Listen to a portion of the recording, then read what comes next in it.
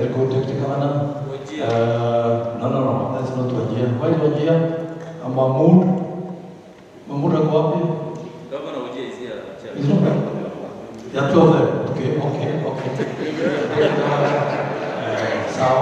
I don't know of two governors. Wajir has only one governor, and you all know who that is. I hear definitely rumors out there that there is one COG is trying to install, and that won't happen, definitely, because there is a governor in office, and a county can't have two governors at a go. So I'm in office, we respect our governor, and this case is in the courts. Until that determination is determined, I'll be in office. Mheshimiwa, tuliingia tuliona kwamba kiti yako uliingia kuchelewa kidogo na ukapata kiti yako tayari ilikuwa imeketiwa na yule governor. Yule mwingine mwenye anasema kwamba yeye ni governor. Pengine mlisuluhisha hiyo ama kulienda vipi? But I'm sure you saw him ejected immediately the meeting started. So he wasn't there after 30 minutes.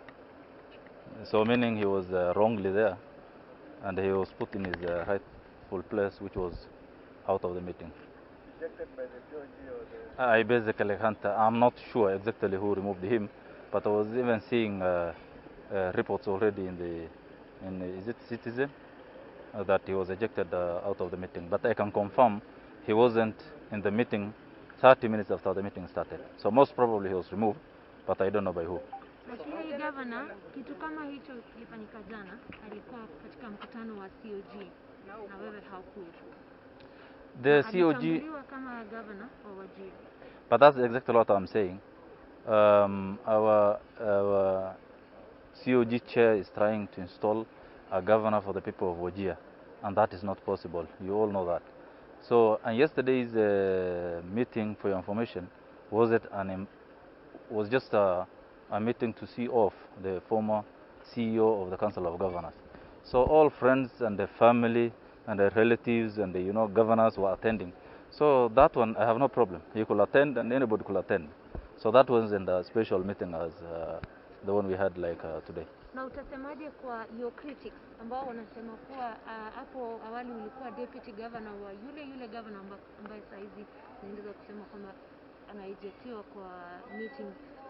Wewe kama mtu ambaye huyo alikuwa ni boss wako, unafilaje hiyo ikitendeka? No, seriously, I feel for him. He's an elderly guy, a respected person who has been in power for quite some time. He was an MP, an ambassador, and held so different positions in government. But when he's ejected, and he's truly was our former governor, I have still the respect for him.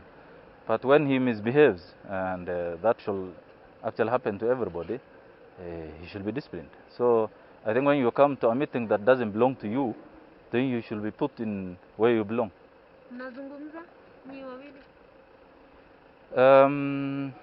For now, no. For now, no.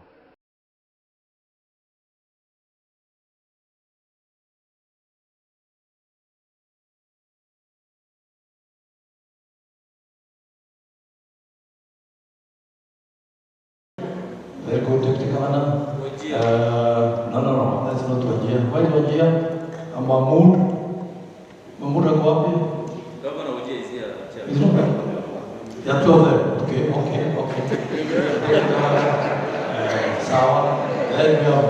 Of the press, we are very happy to be here today for the third meeting of our cabinet committee with the Council of Governors, and this brought together all the CSs, PSs, CSs, and the new Council of Governors led by their chairman, Governor Wambora, Vice Chair Governor Ongwai.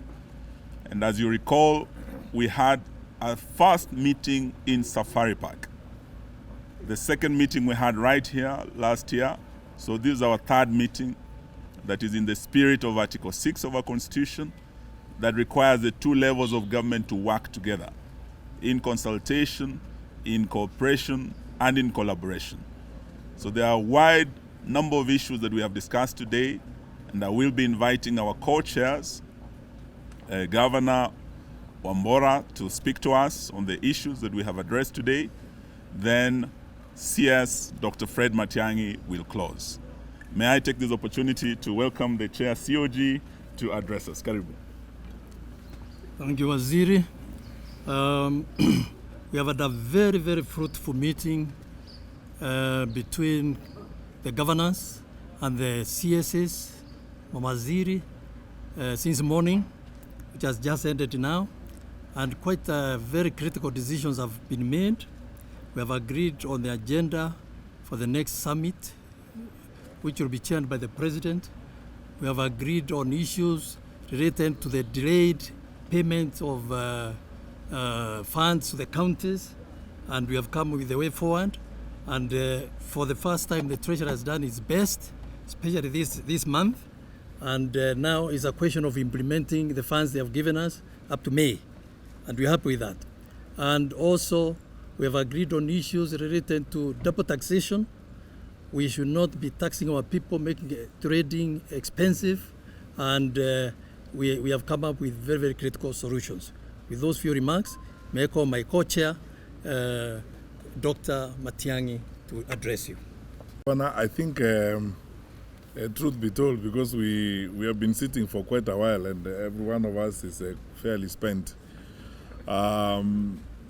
First of all, is to thank the governors. Under the chair of the Council of Governors, Governor Wambora, we have had, and the Vice Chair, Governor Ngwae, and the whole team of governors who have been here. We have had a fantastic meeting. As you know, the purpose of this meeting usually is to resolve issues related to how we govern and how we do business between county government and national government.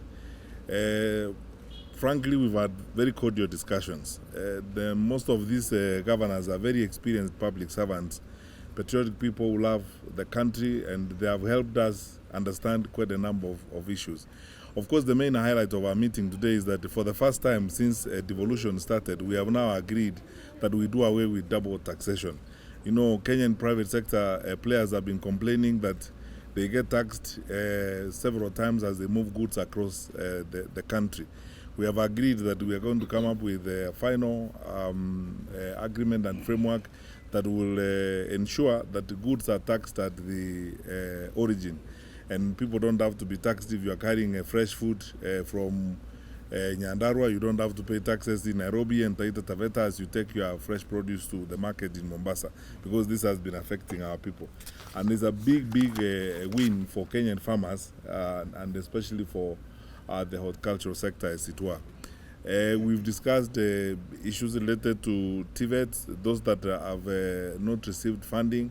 We have agreed, our colleagues at the Ministry of Education are working with the National Treasury to ensure that we expedite the movement of resources to support this. The governors have raised questions about incomplete projects. We have gone through them and we have worked a framework of going to sort out some of these incomplete projects. Some we will be able to sort out through the framework of funding that we have in the budget, and then we will begin to look for other ways that we can work together with them. They have raised genuine concerns about delayed disbursement of resources. We have explained ourselves because of the challenges we've had with revenue as a result of COVID. Thankfully, our governors understand and we are collaborating with them to address these issues.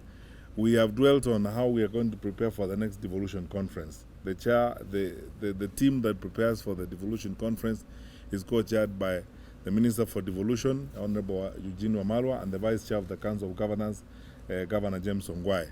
They have briefed us on the preparations for the next devolution conference. We have agreed with them on how we are going to support that process to ensure that the devolution conference happens in Makueni in the third week of August. And there's so much work to be done to ensure that happens, but we are ready. Everything is on course, and we will have the conference as agreed. So we have also developed a long agenda for the next summit, which will be chaired by His Excellency the President, during which most of these policy discussions we have agreed are going to be addressed. Issues came up about the agricultural sector. Again, it took quite a bit of our time, and we have agreed that next week we'll have an intergovernmental caucus on the agriculture sector that is going to be convened jointly by the head of public service and the chair of the agriculture committee of the Council of Governors, so that we can look at areas that we need to address so that we do not stress our farmers. Finally, and then for this, I will remain eternally grateful as a public servant to our governors, is the agreement that these governors have come to, that most of the matters that ordinarily would go to court, from the counties, where county governments are seeking redress on matters that need to be resolved, do not now have to go to court. We will resolve all those issues here. It's a little bit of a frustration that, we are two levels of government in one country, and then now we take matters to court when we can very easily meet as brothers and sisters and resolve those issues together.